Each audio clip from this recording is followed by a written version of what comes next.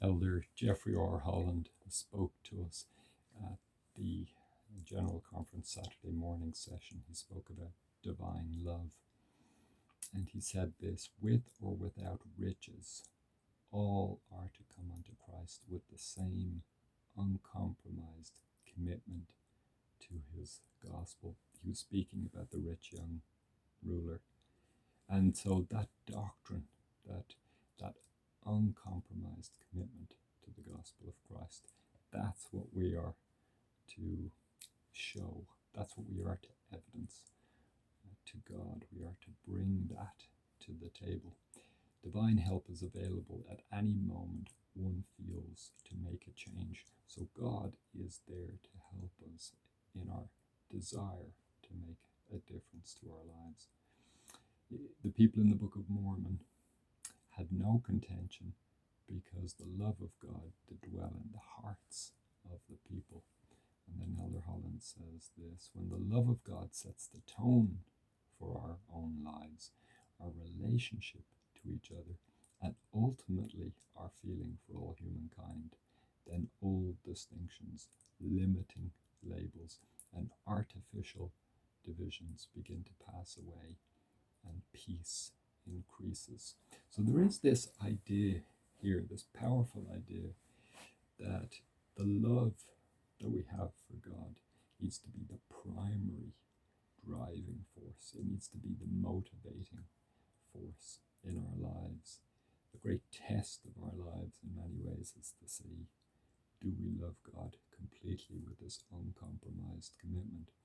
And so I love the fact that he talks about old distinctions and limiting labels and artificial divisions falling away.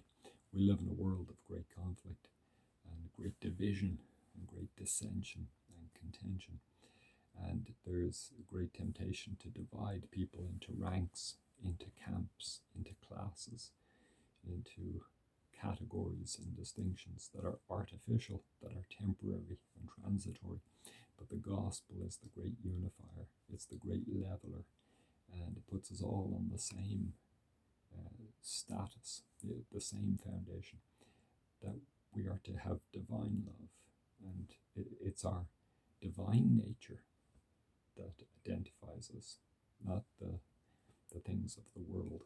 It's our love of God and our love of other people, our love for ourselves, which is a divine love.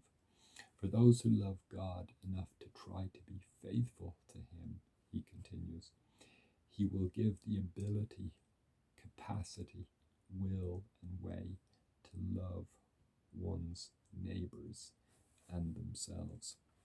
That's a marvelous statement of intent, of doctrine, that each of us can learn to love God with a divine love. There's no barrier preventing us from learning how to do that if we want to follow him and to love him, to keep his commandments, which can be a challenge. We have to dig deep. But each of us, regardless of the difficulties we face, can learn to keep those commandments.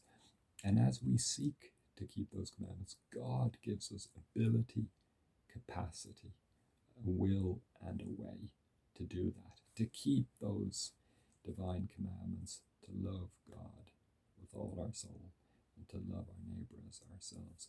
That's the love of God that can dwell in our hearts, so that we don't feel a desire to contend, that we don't get stirred up to anger or animosity or hatred or desires for retaliation, that we are humble and penitent, and there's a great peace in our souls and a great joy.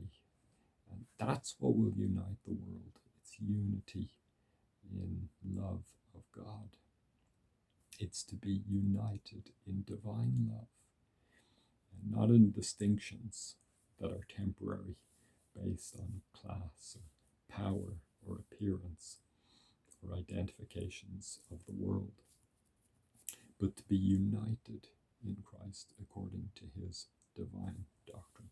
I'm so grateful for Elder Holland and that the love he manifests for God and for each one of us. And I know we can develop divine love